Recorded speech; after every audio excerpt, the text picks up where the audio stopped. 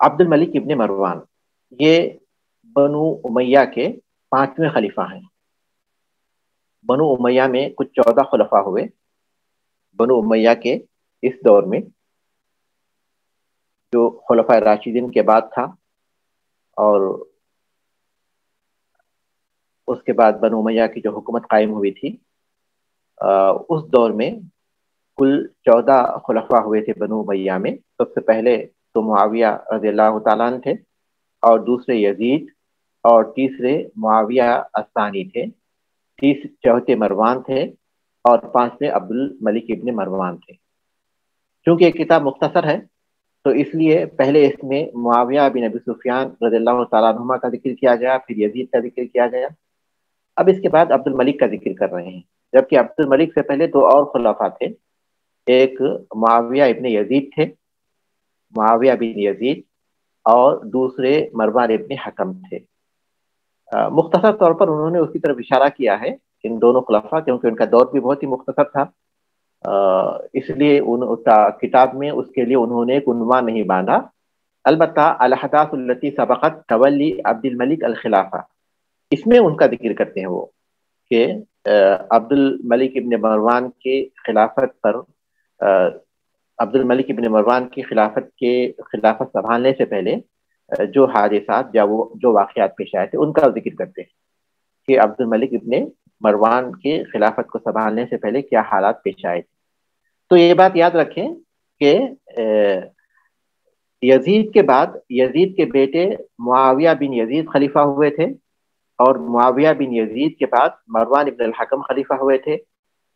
ان کے بعد سے عبد الملک ابن مروان کا دور آتا ہے۔ یزید کے بعد ہوا کیا تھا؟ یزید ابن معاویہ نے اپنی موت سے پہلے اپنے بیٹے معاویہ کے لیے خلافت کی وصیت کی کہ میرے بعد میرے بیٹے معاویہ خلیفہ ہوں گے، اور شام والوں نے یزید کی وصیت کو پورا کرتے ہوئے یزید کے بعد ان کے بیٹے معاویہ کے ہاتھوں بیعت کی۔ یزید کے جو بیٹے تھے معاویہ، وہ جو خانہ جنگی کے حالات تھے اس سے وہ ناراض تھے، اور دوسری یہ کہ وہ بیمار تھے۔ اس لیے تاریخی روایتوں سے معلوم ہوتا ہے کہ 3 ماہ بعد، خلیفہ بنائے جانے کے 3 ماہ بعد، انہوں نے لوگوں سے خطاب کرتے ہوئے کہا تھا کہ تم لوگوں نے مجھے خلیفہ بنایا جبکہ مجھے یہ بات پسند نہیں تھی، یہ بات مجھے پسند نہیں تھی، لہذا تم کسی اور کو اپنا خلیفہ بنا لو۔ اس کے بعد پھر وہ اپنے گھر میں داخل ہوئے اور اپنے گھر سے نہیں نکلے یہاں تک کہ ان کی وفات ہو گئی۔ 3 مہینے کے اندر ہی معاویہ بن یزید کی وفات ہو گئی۔ اور ادھر دوسری طرف حجاز میں عبداللہ بن زبیر رضی اللہ تعالیٰ نے اپنی خلافت کا اعلان کر دیا تھا، اور ان کی خلافت کی بیعت واقع ہو گئی تھی، اور لوگ ان کی خلافت پر ان سے بیعت کر چکے تھے۔ تو ان حالات میں معاویہ بن یزید نہیں چاہتا تھا کہ عبداللہ بن زبیر رضی اللہ تعالیٰ عنہ کے ساتھ جنگیں واقع ہوں اور خانہ جنگی ہو جائے، پھر خون ریزی ہو، تو اس لیے اس نے خلافت سے تنازل کا اعلان کیا، صرف 3 مہینے کے بعد یا مختصر وقت کے بعد۔ پھر وہ لوگوں سے الگ ہوا، یہاں تک کہ چند دنوں کے بعد اس کا انتقال ہو گیا۔ اس نے کسی کو اپنا خلیفہ نہیں بنایا۔ یہ کہا جاتا ہے کہ اس نے کہا کہ اگر لوگوں میں کوئی عمر بن خطاب رضی اللہ عنہ جیسے ہوتے تو میں ان کو خلیفہ بنا دیتا، یا پھر یہ کہ کم سے کم جو عمر رضی اللہ تعالیٰ عنہ نے جو شورا بنائی تھی میں بھی کوئی شورا بنا دیتا، لیکن ویسے کوئی لوگ مجھے نظر نہیں آ رہے ہیں، لہٰذا میں اس معاملے کو تمہارے حوالے کرتا ہوں، تم چاہے جس کو چاہے خلیفہ بنا لو۔ تو ادھر جو ہے اس نے کسی کو خلیفہ بھی نہیں بنایا تھا، لیکن چونکہ ادھر عبداللہ بن زبیر رضی اللہ تعالیٰ عنہ کی خلافت کا اعلان ہو گیا تھا، لوگوں نے ان سے بیعت کر لی تھی، لہذا ان کی خلافت قائم ہو گئی تھی۔ عراق والوں نے ان سے بیعت کر لی، مصر والوں نے، افریقہ والوں نے، خراسان والوں نے، بلکہ خود شام کے علاقے کے اکثر لوگوں نے۔ ہم یہ کہہ سکتے ہیں کہ تمام عالم اسلام میں عبداللہ ابن زبیر رضی اللہ تعالیٰ عنہ کی خلافت کی بیعت واقع ہو چکی تھی، صرف شام کے جنوبی علاقے کے علاوہ، شام کے جنوبی علاقے کے علاوہ، اور شام کے جنوبی علاقے کے لوگ بھی دو رائےوں میں منقسم تھے۔ ایک فریق بنو امیہ کی تائید کر رہا تھا اور دوسرا فریق ابن زبیر رضی اللہ تعالیٰ کی تائید کر رہا تھا۔ وہی دمشق میں جہاں بنو امیہ کی حکومت قائم تھی، اس مرکز میں خود لوگوں کی دو رائے تھیں۔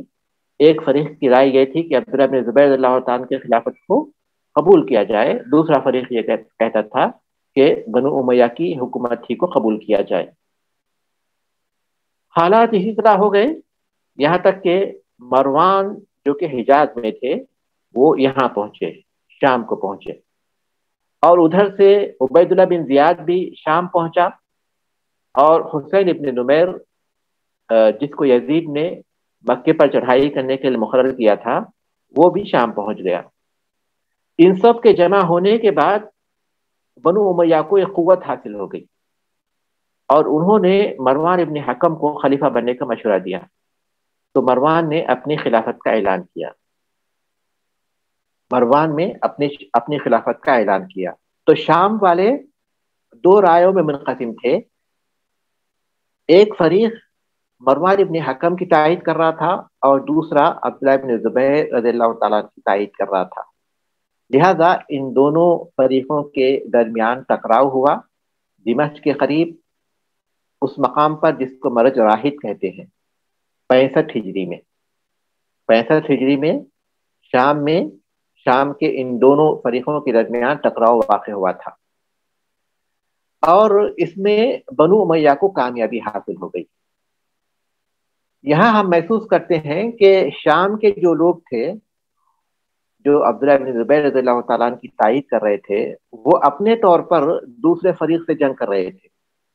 حجاز سے یا مصر سے انہیں کوئی مدد نہیں پہنچی تھی۔ اگر بر وقت ان کی مدد کی جاتی تو اس بات کے بہت سے امکانات تھے کہ بنو امیہ کا یہ جو چھوٹا سا حصہ ہے ان کو شکست دی جاتی، اور عبداللہ بن زبیر رضی اللہ تعالیٰ عنہ کی جو حکومت قائم ہوئی ہے وہ پورے عالم اسلام میں یہاں تک کہ دمشق کے اس حصے میں بھی قائم ہو جاتی، لیکن ایسا نہیں ہوا، بلکہ جو انصار تھے عبداللہ بن زبیر رضی اللہ تعالیٰ عنہ کے، انہوں نے اپنے طور پر جنگ کی تھی بنو امیہ کے ساتھ، لیکن ان کو شکست ہو گئی۔ اس طرح پورے شام میں مروان ابن حکم کی حکومت قائم ہو گئی۔ مروان ابن حکم نے جب شام میں حکومت قائم کی تو اس کے بعد جو ہے مصر بھی اپنی حکومت کے تابع کر لیا۔ تو عالم اسلام کے دو حصے، دو بڑے ملک، یہ بنو امیہ کے ہاتھ میں تھے، اور حجاز، عراق اور اس کے ساتھ جو دوسرے علاقے ہیں یہ عبداللہ بن زبیر رضی اللہ تعالیٰ عنہ کے ہاتھ میں تھے۔ انہی حالات میں مروان ابن حکم کا انتقال ہو گیا۔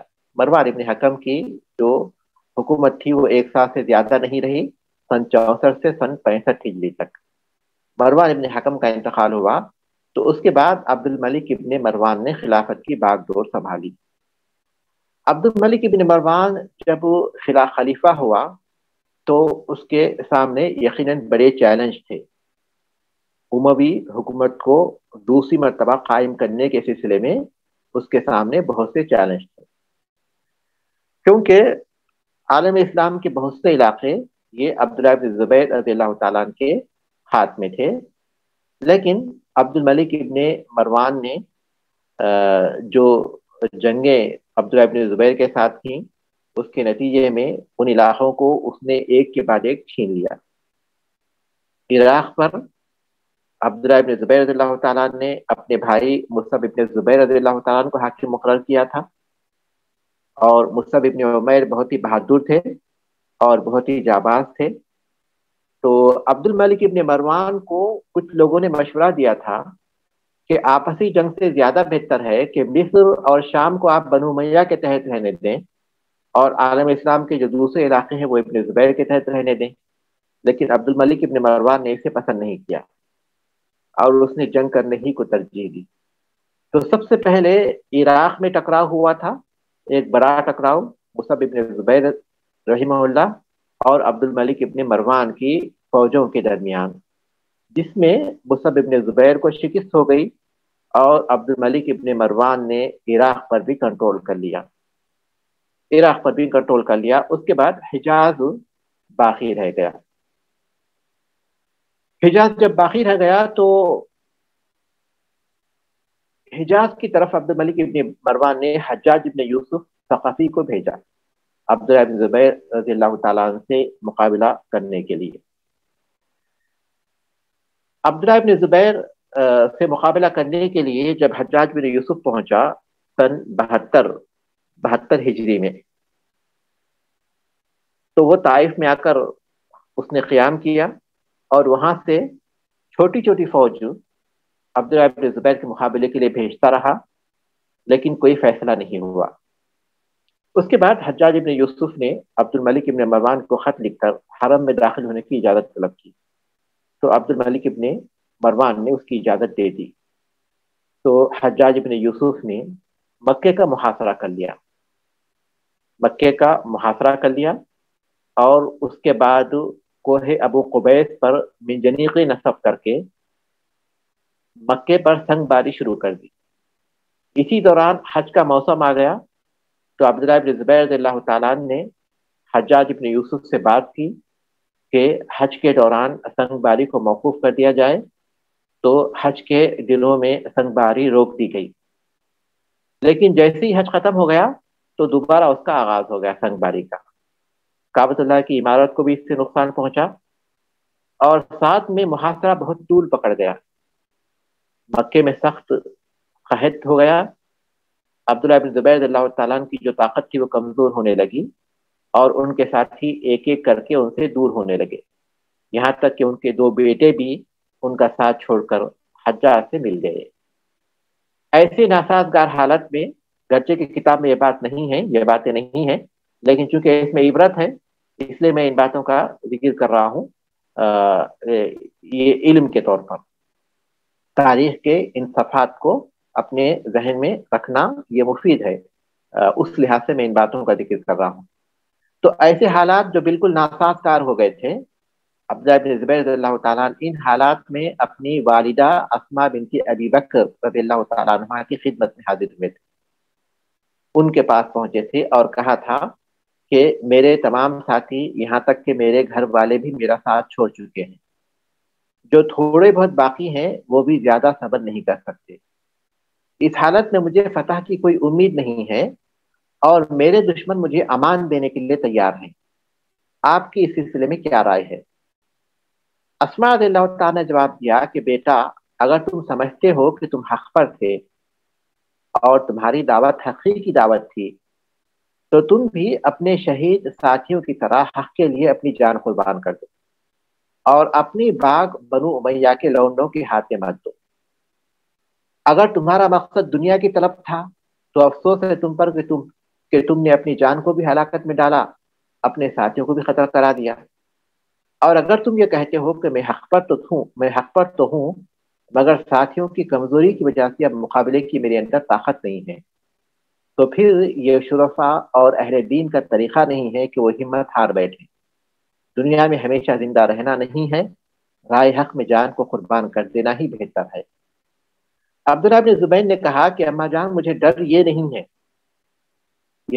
ہے کہ میرے دشمن مجھے قتل کر دیں گے، بلکہ مجھے ڈر اس بات کا ہے کہ میرے قتل کے بعد میرا مصلح کر دیں گے، یعنی میرے جسم کو جگہ جگہ سے کاٹ دیں گے اور میری لاش کو پھانسی پر لٹکا دیں گے۔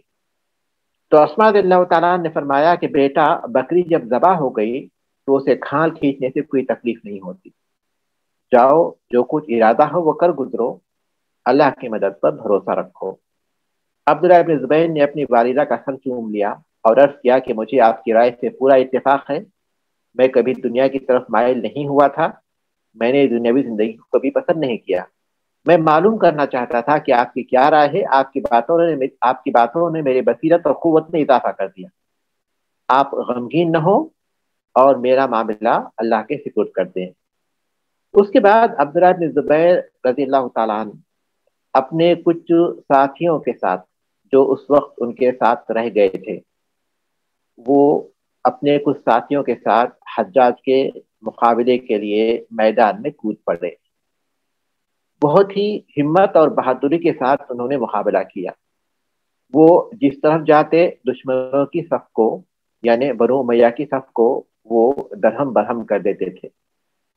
بڑی بہادری کے ساتھ لڑتے رہے، لیکن ظاہر ہے کہ وہ کتنی دیر ان کے ساتھ لڑ سکتے تھے۔ آخر کار ایک شخص کے ہاتھوں وہ شہید کر دیے گئے۔ آپ کی شہادت پر اہل شام والوں نے نعرہ تکبیر بلند کیا، تو عبداللہ ابن عمر رضی اللہ تعالیٰ نے فرمایا کہ ان لوگوں کو دیکھو، صحابہ کرام نے تو ابن زبیر کی پیدائش کے موقع پر مسرت کے ساتھ نعرہ تکبیر بلند کیا تھا، اور یہ ان کی موت کی خوشی میں نعرہ تکبیر بلند کر رہے ہیں۔ شہادت کے بعد حجاج نے آپ کو پھانسی پر لٹکا دیا تھا۔ شہادت کے بعد ایک درخت سے آپ کو لٹکا دیا تھا۔ حضرت اسماء رضی اللہ تعالیٰ عنہ کا وہاں سے گزر ہوا تو کہنے لگی کہ کیا اس شہسوار کی سواری کے اترنے کا وقت ابھی نہیں آیا؟ کیا اس شہسوار کے سواری سے اترنے کا وقت ابھی نہیں آیا؟ عبد الملک کو اس بات کی خبر ہوئی تو وہ حجاج سے بہت ناراض ہوا۔ حجاج کو اس نے بہت ملامت کی اور ان کی لاش کو حضرت اسماء رضی اللہ تعالیٰ عنہ کے سپرد کرنے کا حکم دیا۔ چنانچہ اس کے بعد ان کی تدفین عمل میں آئی، اور یہ جمادی الاخری سن 73 کی بات ہے۔ شہادت کے وقت عبداللہ بن زبیر رضی اللہ تعالیٰ عنہ کی عمر 73 سال تھی، اور ان کی خلافت 9 سال رہی۔ عبداللہ بن زبیر رضی اللہ تعالیٰ عنہ کی شہادت کے بعد اب سارا عالم اسلام عبد الملک کے ہاتھوں میں آ چکا تھا۔ اب عبد الملک کا کوئی حریف نہیں تھا۔ عبد الملک ابن مروان نے ایک طرف ابن زبیر رضی اللہ تعالیٰ عنہ کی خلافت جو قائم ہو چکی تھی اس کو ختم کیا، اور اس کے ساتھ ساتھ جو خوارج تھے ان کو بھی سخت اس نے نقصان پہنچایا۔